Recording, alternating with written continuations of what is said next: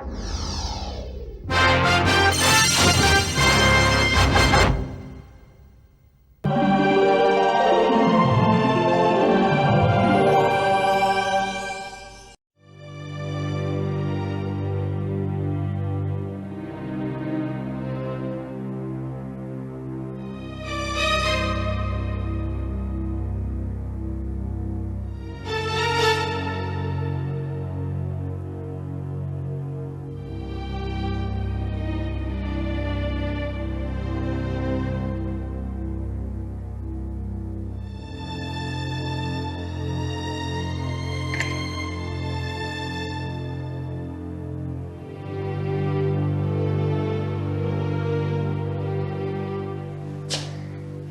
हो रहा है? इतनी देर कहाँ लगा दी आपने? मैं कब से आपका इंतजार कर रही हूँ। मैं गजेंद्र के यहाँ चला गया था। आप वहां जाकर बैठ गए और यहाँ कुंती आई थी। ओह। सुनिए जी, उस बेचारी के साथ तो बहुत बड़ा अन्याय हुआ है। उस अकेली जान ने क्या कुछ नहीं सहा, कितना सब कुछ बर्दाश्त किया उसने। हाँ सुमित्रा,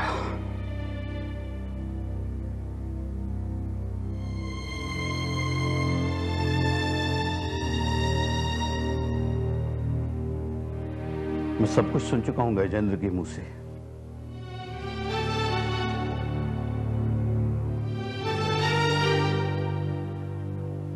मुझे तो उसकी तकलीफ सुनकर रोना ही आ गया।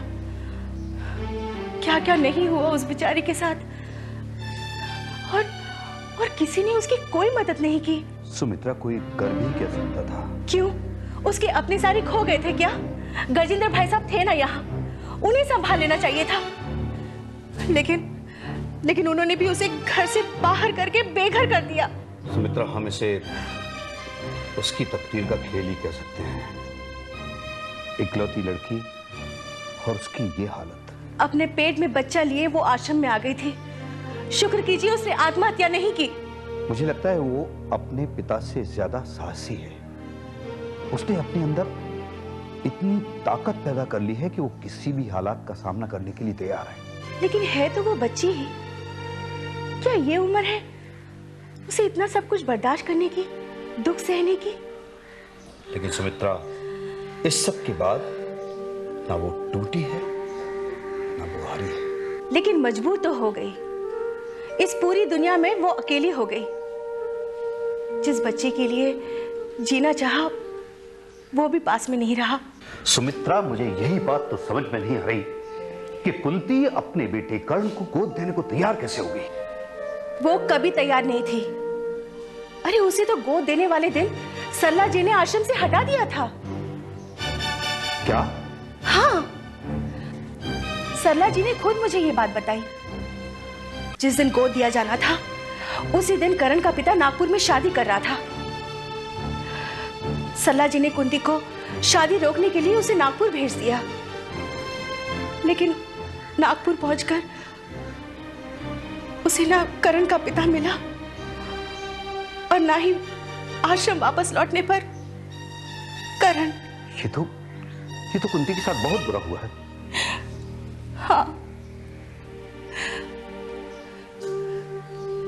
स्वीडन जाने से पहले भी वो एक बार भी अपने बच्चे की शक्ल नहीं देख सकी। एक बार भी उसे प्यार से चूम नहीं सकी। ये तो कुंती के साथ अन्याय हुआ है। सरला जी ने कुंती को अंधेरे में रखकर अच्छा नहीं किया। नहीं,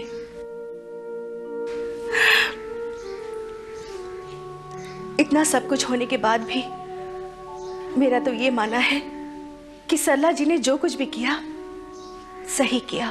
तुम एक औरत होकर ये बात कर रही हो? हाँ, एक औरत ही औरत को समझ सकती है। कुंती की जिंदगी के लिए ऐसा करना जरूरी था। लेकिन इससे कुंती को क्या मिला? वो आज भी कर्ण के लौटने का इंतजार कर रही है। वो एक मां की भावना है। उसके लिए मैं सिर्फ हमदर्दी जता सकती हूं।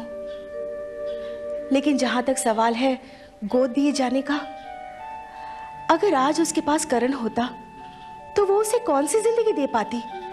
लेकिन सुमित्रा, कुंती ने कर्ण को अपने जीने का सहारा बना लिया था।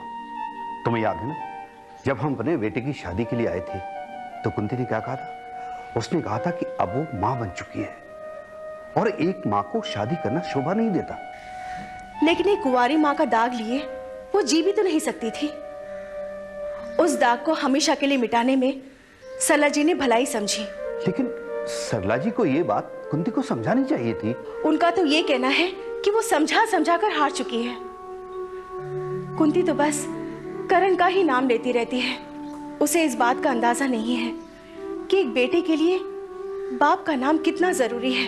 सुमित्रा, जो हुआ तो हुआ, लेकिन अब आगे क्या होगा? मुझे तो लगता है कि कुंती को हर हाल में शादी करके एक नई जिंदगी शुरू करनी चाहिए।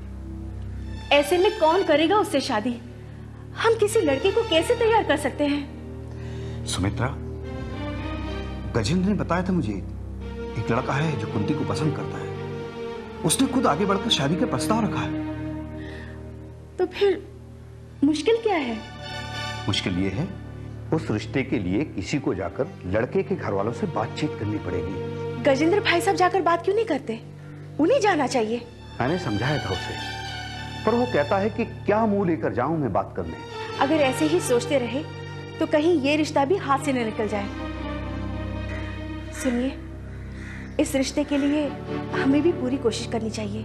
मुझे लगता है कि अब कुंती को हर हाल में शादी करके घर बसाई लेना चाहिए। इसी में उसकी भलाई है। अच्छा, उस लड़के का नाम क्या है? गजेंद्र भाई साहब ने तो उसका नाम बताया होगा ना? हाँ, हिम्मत नाम है उसका।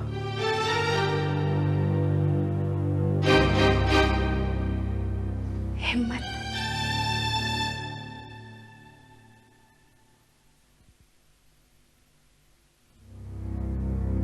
रुको हिम्मत, मुझे तुमसे कुछ जरूरी बात करनी है।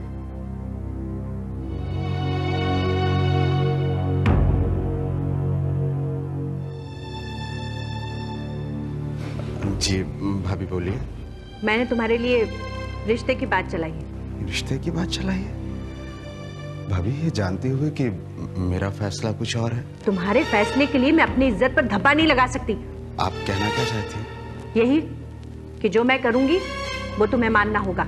और जो मैं चाहता हूँ उसका क्या? भैया, आप कुछ बोलते क्यों नहीं? अरे इनसे क्या बुलवाना चाहते हो? ये भी वही चाहेंगे जो मैं चाहूंगी। और तुम क्या चाहती हो? मैं ये चाहती हूँ कि हिम्मत की शादी मेरी मर्जी से हो। मैंने इसके लिए लड़की ढूंढ ली है।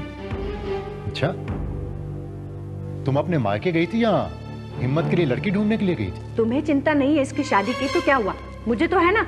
अरे वाह, क्या बात है भाई। हिम्मत, मुबारक हो, मुबारक हो। तुम्हारी भाभी ने भाभी होने का फर्ज अदा किया है तुम्हारे लिए। अपना फर्ज ही तो निभाती आई हूँ आज तक, वरना इसे कब का घर से बाहर निकाल देती। शादी के बाद से आज तक इतने एहसान किए उस पर मैंने, उन्हीं एहसानों के बल पर ये मेरे सामने मुंह उठाकर खड़ा है। सचमुच भाभी, आपके बहुत एहसान है मुझ पर, और इस जीवन में ना मैं आपके एहसान चुका सकता हूँ और ना भुला सकता हूँ। इसलिए जैसा मैं कहती हूँ वैसा कर। मैंने जो तेरे लिए लड़की ढूंढी है वो बिल्कुल ठीक है तेरे लिए। मैं भी तो सुनूं कि कौन सी लड़की की बात कर रही हो तुम? अरे हमारे बगल में तिवारी जी है ना, उनके मामा की लड़की है, लक्ष्मी नाम है उसका। सिलाई, कढ़ाई, बुनाई सब कुछ जानती है। लेकिन उस लड़की की तो शादी हो चुकी थी ना? हाँ, 1 साल बाद ही उसके ससुराल वालों ने उसे घर से बाहर निकाल दिया था। तब से वो मायके में ही है, उसकी शादी टूट चुकी है। अच्छा अच्छा अच्छा अच्छा, जिस लड़की की शादी टूट चुकी है उसके साथ तुम मेरे भाई का रिश्ता करवाना चाहती हो? भाई वाह, भाभी होने का क्या फर्ज अदा कर रही हो तुम। Very good. अरे तो इसमें बुराई क्या है? और तुम क्या समझते हो तुम्हारे इस पगले भाई के लिए किसी गवर्नर या कलेक्टर की बेटी का रिश्ता आएगा? उस लड़की के साथ हिम्मत की शादी के बारे में तुमने सोचा ही कैसे? हमारे भाई को क्या इतना गया गुजरा समझ लिया तुमने? कम से कम वो लक्ष्मी उस कुंती से तो अच्छी है जो शादी के पहले ही कुंवारी मां बन चुकी है। भाभी, कुंती जी के साथ जो कुछ भी हुआ वो तो सबको मालूम है, और वो तो एक हादसा था। उसकी पैरवी मेरे सामने मत कर। तेरी शादी लक्ष्मी के साथ ही होगी। अच्छा, मतलब आपके ऐसा कहने से मैं शादी कर लूंगा? तो क्या उस पापिन के चक्कर में पड़ा रहेगा? भाभी! चीख मत, एक हिम्मत, तू इसके साथ बहस मत कर। इसके साथ बहस से कुछ हासिल नहीं होगा। तू मेरा फैसला सुन। तेरी शादी हिम्मत वहीं होगी जहां तू चाहेगा, दैट्स ऑल। क्या मतलब? तुम इस पगले का साथ दे रहे हो? एक बात कान खोलकर सुन लो सुधा, वो मेरा सगा भाई है और बहुत सहली उसने तुम्हारे अत्याचार, और मैंने भी। आज के बाद और नहीं, दैट्स ऑल। तो तुम भी कान खोलकर सुन लो। इसकी शादी वहीं होगी जहां मैं चाहती हूँ। मैंने उन्हें अपना वचन दिया है। वचन दिया? ठीक है, फिर आप अपना वचन निभाइए और मैं अपना फैसला। देखते हैं भाभी क्या होता है। होगा क्या? अगर तू सीधी तरह से नहीं माना ना, तो मैं तेरा जीना हराम कर दूंगी। अभी तो मैं बहुत प्यार से बात कर रही हूँ। अगर मैं अपनी पे आ गई ना, तो बहुत पछताएगा तू। भाभी, तो फिर मेरी भी एक बात सुन लीजिए। मेरी शादी का फैसला सिर्फ मेरा होगा। मैं चाहे शादी करूं या ना करूं, लेकिन जो भी होगा वो मेरी मर्जी से होगा, आपकी से नहीं।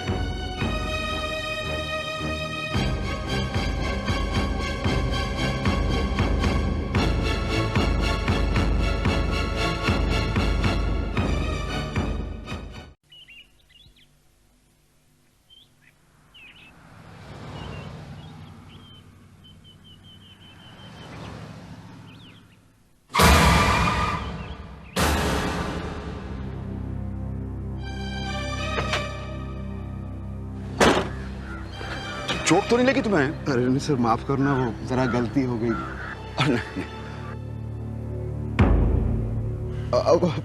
बाबूजी नमस्ते। नमस्ते।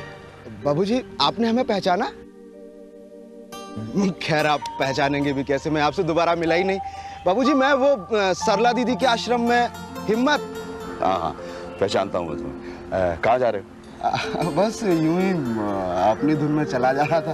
मैं देख ही नहीं पाया कि सामने से गाड़ी आ रही। हो जाता है कभी कभी, हम अपनी धुन में खोए रहते हैं और किसी दूसरी बात को भूल जाते हैं। हाँ, लेकिन कहते हैं ना कि सावधानी हटी और दुर्घटना घटी। बाबूजी, ने कभी जानने की कोशिश की कि कुंती जी आखिर चाहती क्या है? हिम्मत, अब मैं उससे क्या कहूं? कुंती ने अपनी जिंदगी के सारे फैसले खुद लिए हैं।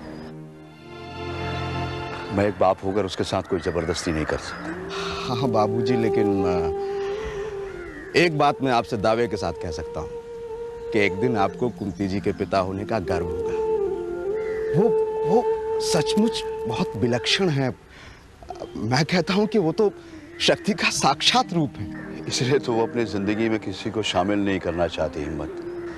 खैर, छोड़ो इस बात को। तुम यहीं कहीं रहते हो? तुम्हारा घर कहाँ है? बस बाबूजी, वो सामने मेरा घर, वो वाला।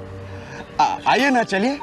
नहीं, अभी नहीं। बाबूजी आइए ना, एक कप चाय पी के जाइएगा। नहीं हिम्मत, अभी नहीं चल पाऊंगा मैं, लेकिन किसी रोज बहुत जल्दी तुम्हारे घर आऊंगा। खैर, जैसी आपकी इच्छा। तुम घर जा रहे हो? नहीं, मैं तो यूं ही बस। तुम्हें कहीं जाना है तो मैं छोड़ देता हूँ। जी, अभी मुझे खुद नहीं पता कि मुझे जाना कहाँ है। रास्ते में सोचूंगा। ठीक है, तो मैं चलता हूँ। अच्छा बाबूजी, नमस्ते। नमस्ते।